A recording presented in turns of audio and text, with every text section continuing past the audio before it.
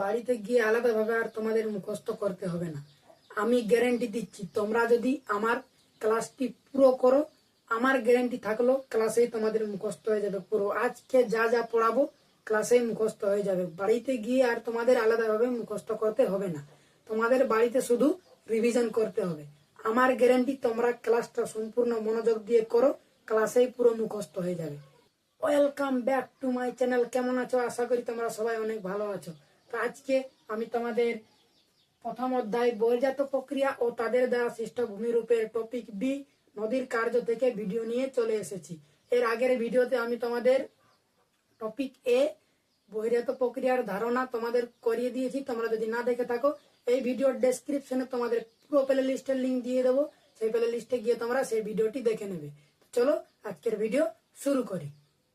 তো দেখো, আজকের টপিক বি তোমাদের নদীর কার্য হবে। পুরো তোমাদের ক্লাসে একদম গ্যারেন্টি বলছি, ক্লাসে মুখস্থ করিয়ে দেবো। তো চলো দেরি না করে শুরু করি। তো দেখো, তোমাদের আমি বলেছিলাম বহির্জাত প্রক্রিয়া কাকে বলে। তোমরা যদি না দেখে থাকো তাহলে ভিডিওটি গিয়ে দেখে নেবে। তো দেখো, এখানে একটু অল্প বলি। এটা মনে করো পৃথিবীর বাইরে যে প্রক্রিয়ায় ভূমিরূপের পরিবর্তন ঘটায় তাকে বহির্জাত প্রক্রিয়া বলে।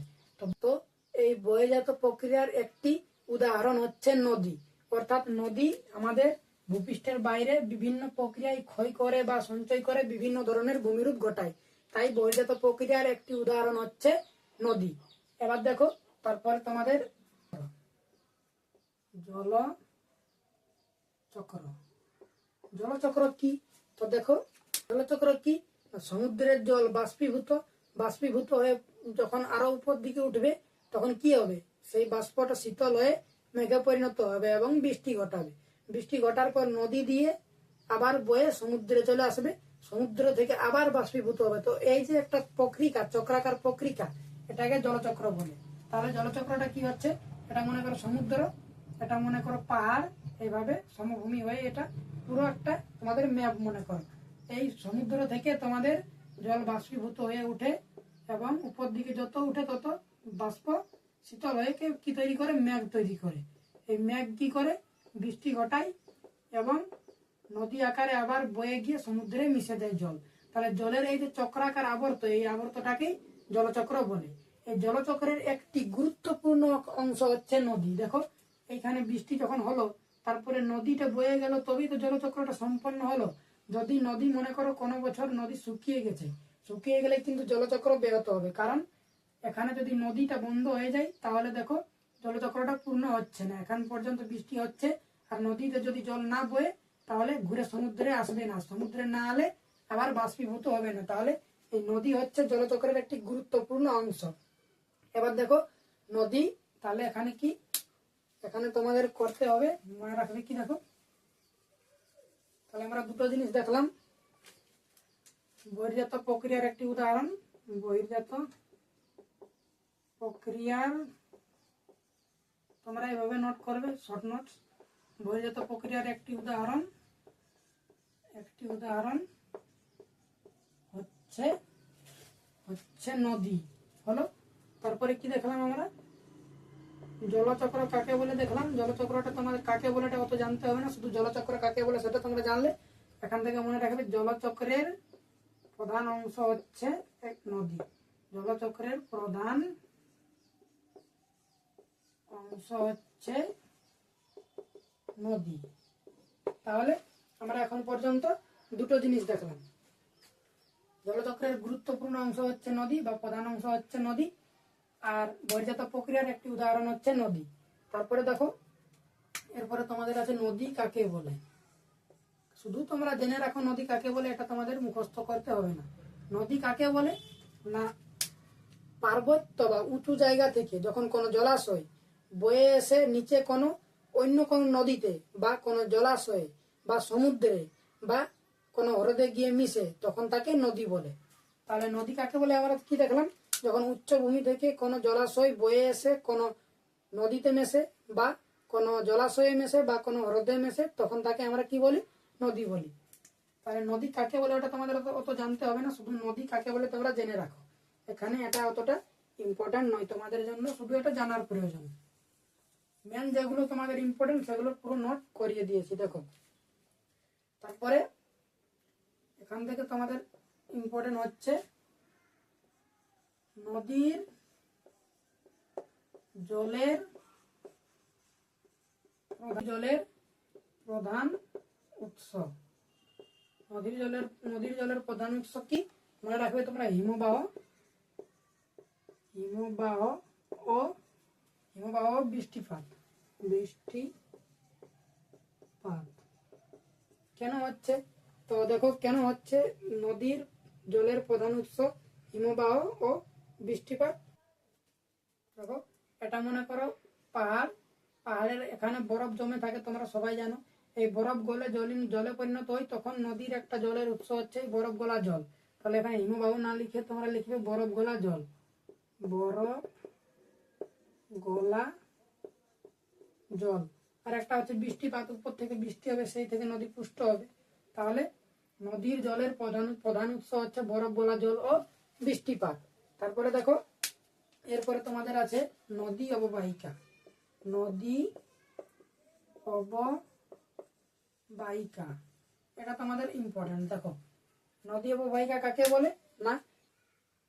তো দেখো এটা মনে করো, এখানে মনে করো এটা একটা পর্বত, এই পর্বত থেকে একটি নদী আসছে।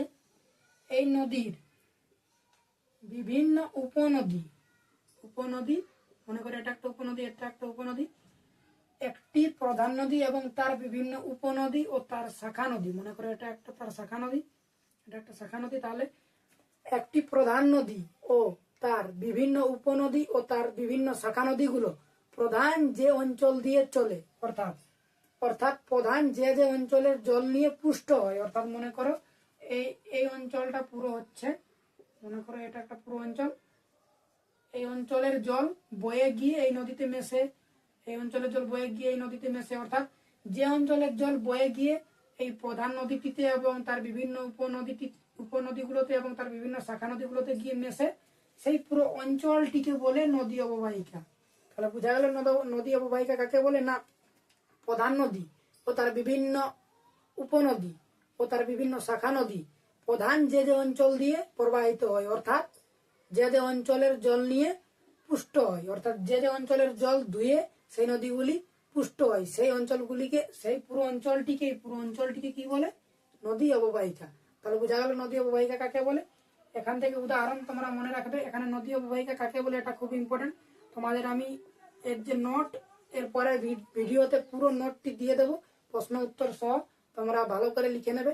এখানে যা বলছি সেটাই সেই নোটে লেখা থাকবে। এখানে দেখো এখানেই তোমাদের মুখস্থ হয়ে যাচ্ছে, তোমরা শুধু ওখানে গিয়ে রিভিশন করবে। এখান থেকে উদাহরণ মনে রাখবে, পৃথিবীর বৃহত্তম অববাহিকা হচ্ছে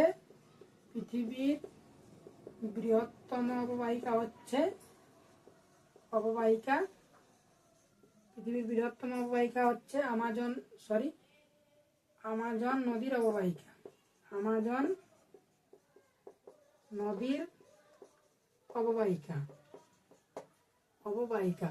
আর ভারতের বৃহত্তম অববাহিকার নাম কি না? গঙ্গা নদীর অববাহিকা। ভারতের বৃহত্তম হচ্ছে গঙ্গা নদীর অববাহিকা। তাহলে চলো প্রথম থেকে একবার রিভিশন করি ফাটাফাট। তোমরা একদম আমার সঙ্গে রিভিশন করো, দেখবে আর তোমাদের বাড়িতে গিয়ে মুখস্থ করতেই হবে না, এখানেই তোমাদের মুখস্থ হয়ে যাবে। দেখো প্রথমে আমরা কি দেখলাম? বহির্জাত প্রক্রিয়ার একটি উদাহরণ হচ্ছে নদী। তারপরে জলচক্রের প্রধান অংশ নদী। জলচক্র কাকে বলে না? ওইটা শুধু মনে রাখবে যে বাষ্পীভূত, আবার বৃষ্টি, আবার নদী দিয়ে সমুদ্র। তাহলে ওইটাকে জলচক্র বলে। এখানে জলচক্র কাকে বলে জানতে হবে না, শুধু জলচক্র জিনিসটা কি সেটা বুঝে রাখো। এবার জলচক্রের প্রধান অংশ হচ্ছে নদী, কারণ নদী শুকিয়ে গেলে জলচক্র ব্যাহত হয়ে যাবে। তারপরে দেখো নদীর জলের প্রধান উৎস। নদী কাকে বলে তোমাদের জানতে হবে না, শুধু তোমরা নদী, এখানে যেহেতু নদী আছে তাই নদী কাকে বলে তোমাদের জেনে রাখা প্রয়োজন। তাহলে নদী কাকে বলে না? উৎসঞ্চ অংশ থেকে জলাশয় বয়ে এসে যখন কোনো একটি নদীতে বা কোনো একটি হ্রদে বা কোনো সমুদ্রে গিয়ে মেশে তখন তাকে আমরা নদী বলি। ওটা অতটা ইম্পর্টেন্ট নয় নদী কাকে বলে, শুধু ইনফরমেশন জানার জন্য নদী কাকে বলে। এখানে তোমাদের জানতে হবে নদীর জলের প্রধান উৎস কি না? বরফ গলা জল ও বৃষ্টিপাত। তাহলে ফাটাফাট আবার বহির্জাত প্রক্রিয়ার একটি উদাহরণ হচ্ছে নদী। তারপরে সেকেন্ডে জলচক্রের প্রধান অংশ কি নদী। তারপরে নদীর জলের প্রধান উৎস কি বৃষ্টিপাত ও বরফ গলা জল। তারপরে নদী অববাহিকা কাকে বলে না, কোনো একটি প্রধান নদী ও তার বিভিন্ন উপনদী, অর্থাৎ যেগুলো উপনদী কাকে বলে এটা তো তোমরা জানো, যে মনে করো এটা একটা প্রধান নদী, প্রধান নদীতে এসে যখন অন্য কোনো নদী মিশে তখন তাকে উপনদী বলে, আর এই প্রধান নদী থেকে যখন কোনো নদী ভাগ হয়ে যায় তখন তাকে শাখা নদী বলে। তাহলে কোন একটি প্রধান নদী ও তার বিভিন্ন উপনদী ও তার বিভিন্ন শাখা নদী প্রধান যে অঞ্চল দিয়ে প্রবাহিত হয়, অর্থাৎ যে অঞ্চলের জল ধুয়ে এসে সেই নদীগুলোতে পুষ্ট হয়, সেই পুরো অঞ্চলটিকে, সমগ্র অঞ্চলটিকে কি বলে, নদী। নদী অববাহিকা। নদী অববাহিকার দুটি উদাহরণ, পৃথিবীর বৃহত্তম আমাজন নদী অববাহিকা, কারণ আমাজন নদী পৃথিবীর সব থেকে বৃহত্তম নদী, তাই আমাজন নদীর অববাহিকা হচ্ছে পৃথিবীর বৃহত্তম অববাহিকা। আর ভারতের বৃহত্তম অববাহিকা গঙ্গা, কারণ গঙ্গা হচ্ছে ভারতের বৃহত্তম নদী। তাহলে গঙ্গা অববাহিকা হচ্ছে ভারতের বৃহত্তম অববাহিকার নাম হচ্ছে গঙ্গা নদীর অববাহিকা। তাহলে এখন পর্যন্ত আমরা দেখলাম। এবার নেক্সট দেখো, এবার দেখো ধারণ অববাহিকা। ধারণ অববাহিকা হচ্ছে তোমাদের পার্বত্য ও মালভূমি, এখানে পার্বত্য ও মালভূমি অঞ্চলের অববাহিকা, মালভূমি অঞ্চল অর্থাৎ মানে কি, তোমাদের পুরো উচ্চ অঞ্চল থেকে পুরো নদীর মোহনা পর্যন্ত পুরোটার নাম হচ্ছে কি নদী অববাহিকা। আর শুধু পার্বত্য মালভূমি অঞ্চলের যে অববাহিকা সেটাকে বলে ধারণ অববাহিকা। অর্থাৎ কি দেখো, পার্বত্য ও মালভূমি অঞ্চলে কোনো একটি নদী ও তার বিভিন্ন উপনদী ও শাখা নদী প্রধান যে অঞ্চল জুড়ে প্রবাহিত হয়, অর্থাৎ যে অঞ্চলের জল ধুয়ে পুষ্ট হয় সেই পুরো সমগ্র অঞ্চলটিকে ধারণ অববাহিকা বলে। এটা শুধু পার্বত্য ও মালভূমি অঞ্চলে বোঝায়। তারপরে দেখো, তাহলে ধারণ অববাহিকা কি না, পার্বত্য ও মালভূমি অঞ্চলের কোনো একটি প্রধান নদী ও তার বিভিন্ন উপনদী, আর এখানে শাখা নদী হবে না, কারণ পার্বত্য ও মালভূমি অঞ্চলে শাখা উৎপন্ন হয় না। শাখা কখন উৎপন্ন হয়, যখন সব থেকে নদী নিম্ন প্রবাহে পৌঁছে যায়, তখন বাধা যখন এড়াতে পারে না, তখন বিভিন্ন বাধা যখন সৃষ্টি হয় নিম্ন গতিতে, তখন সেগুলোকে এড়িয়ে যেতে পারে না, তখন ভাগ হয়ে প্রবাহিত হয়, তখন শাখা নদী উৎপন্ন করে। পার্বত্য মালভূমি অঞ্চলে নদী কোনোদিন শাখা নদী উৎপন্ন করে না, তাহলে এখানে শাখা নদী হবে না। তাহলে কি হবে, পার্বত্য ও মালভূমি অঞ্চলে কোনো একটি প্রধান নদী ও তার বিভিন্ন উপনদী প্রধান যে অঞ্চল জুড়ে প্রবাহিত হয়, অর্থাৎ যে অঞ্চলের ধুয়ে আসা জলে পুষ্ট হয় সেই সমগ্র অঞ্চলটিকে ধারণ অববাহিকা বলে।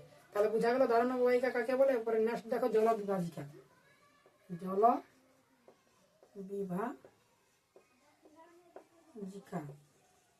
জল বিভাজিকা কি, দেখো মনে করো এটা একটা প্রধান নদী, এর বিভিন্ন উপনদী হচ্ছে এগুলো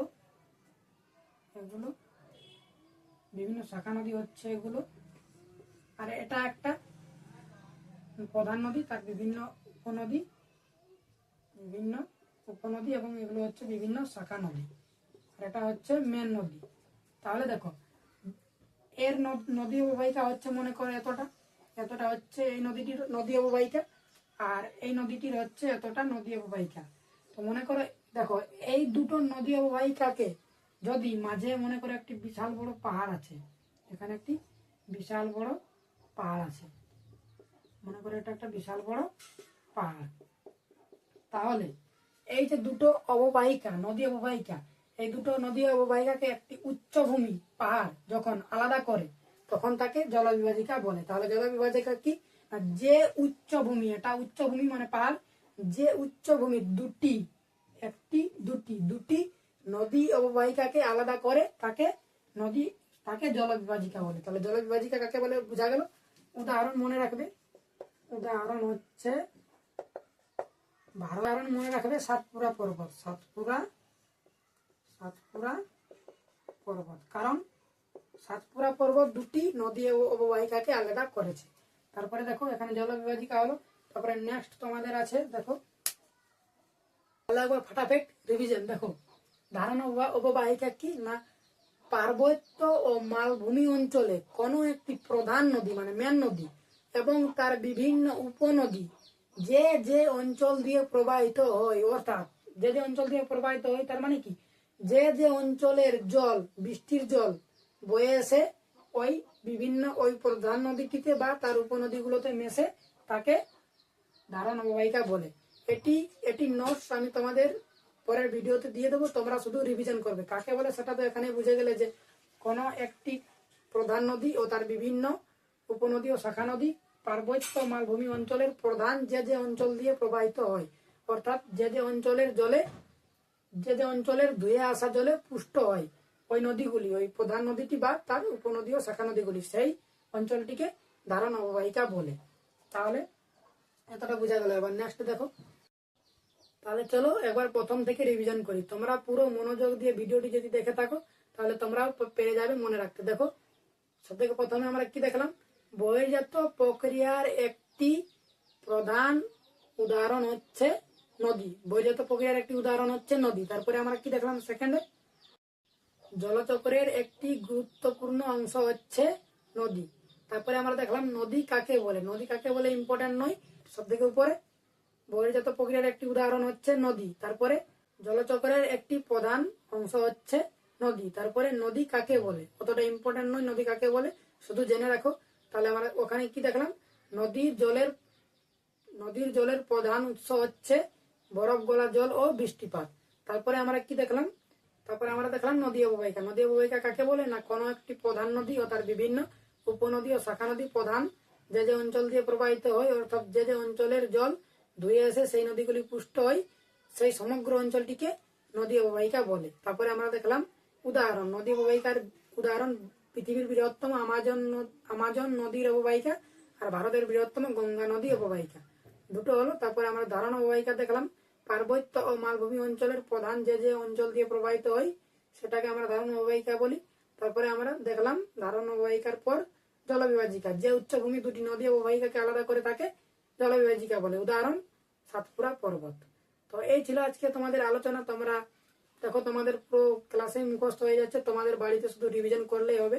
তো আজকের জন্য এতটাই, দেখা হচ্ছে পরের ভিডিওতে। তোমরা যদি আমার এর আগের ভিডিওটি না দেখে থাকো ডেসক্রিপশনে দেওয়া লিঙ্ক থেকে দেখে নেবে। তো আজকের জন্য এতটাই, দেখা হচ্ছে পরের ভিডিওতে।